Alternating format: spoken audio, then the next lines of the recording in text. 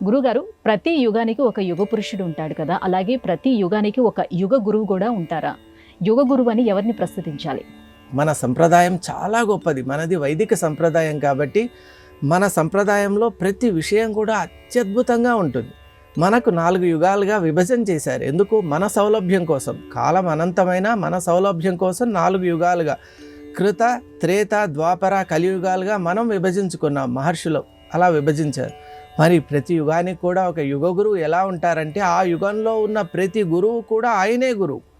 ఆ యుగంలో ఉన్న అందరికీ కూడా ఆయనే గురువుగా భాసిల్లుతూ ఆ యుగాన్నంతటినీ కూడా భగవంతుడి వైపు తీసుకొని వెళ్ళి, ఎందువల్ల అంటే మనిషి సహజంగానే తన ఇంద్రియాల వల్ల ప్రపంచం వైపు ఆకర్షితుడై ఉంటాడు, ఈ కార్యక్రమాల్లో నిమగ్నుడై ఉంటాడు. కాబట్టి అలా కాకుండా పరమాత్మ తత్వం తెలుసుకోవడానికే మానవ జన్మ వచ్చిందనేటువంటి జ్ఞానాన్ని ఇస్తూ ప్రతి ఒక్క జీవికి కూడా ముక్తి మార్గం ప్రసాదించే ఆ గురువే యుగ గురువు.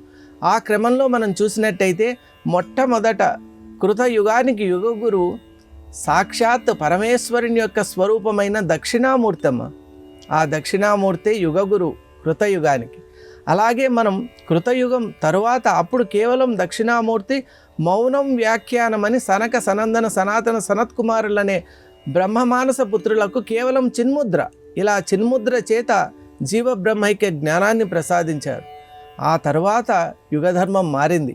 కృతయుగం తర్వాత వచ్చినటువంటి ఆ యుగంలో త్రేతాయుగంలో అంటే సాక్షాత్తు శ్రీరాముడు ఉన్నటువంటి ఆ త్రేతాయుగానికి యుగ గురువు అసలు ఆయన ఎంత గొప్పవాడు అంటే, కేవలం నామం చేతి, ఆయన యొక్క కేవలం నామం పలకడం చేతనే మన జన్మ తరించిపోతుంది అంటారు. అటువంటి యుగ గురువే దత్తాత్రేయ స్వామివారు. వారే త్రేతాయుగానికి అంతటికీ కూడా యుగ గురువు. వారి వల్లే గురు శిష్య పరంపర అనేటువంటిది ప్రారంభమైంది. గురుబోధ ఆ విధంగా వస్తోంది. అప్పటి నుంచి గురుబోధ అనేది గురు శిష్య పరంపరగా మనకు ఒక ఈనాటికి కూడా వ్యాప్తమవుతోంది. ఇక ఆ తర్వాత ఎప్పుడైతే మనం ద్వాపరంలోకి అడుగు పెట్టామో అప్పుడే కాలధర్మం మారింది కదమ్మ. పరిస్థితులంతా కూడా మారిపోయినటువంటి నేపథ్యంలో ద్వాపర యుగంలో మనిషి యొక్క శక్తియుక్తులు పరిమితం కాబట్టి అప్పుడు బాదరాయణ మహర్షి వేదాల్ని, అఖండమైనటువంటి వేదాల్ని 4 భాగాలుగా విభజన చేశారు, వ్యాసం చేశారు. కాబట్టి ఆయన వేద వ్యాసుడు అని వినుతికెక్కారు. అలా వేదవ్యాస మహర్షి ద్వాపర యుగానికి అంతటికీ కూడా ఆయన యుగ గురు.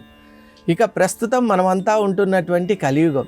మరి కలియుగానికి యుగ గురువు ఎవరు అని మనం అనుకుంటే, శృతి స్మృతి పురాణానాం ఆలయం కరుణాలయం నమామి భగవత్పాద శంకరం లోకశంకరం అని ఆదిశంకర భగవత్పాదుల వారు ఈ కలియుగానికి అంతటికీ కూడా యుగ గురువు.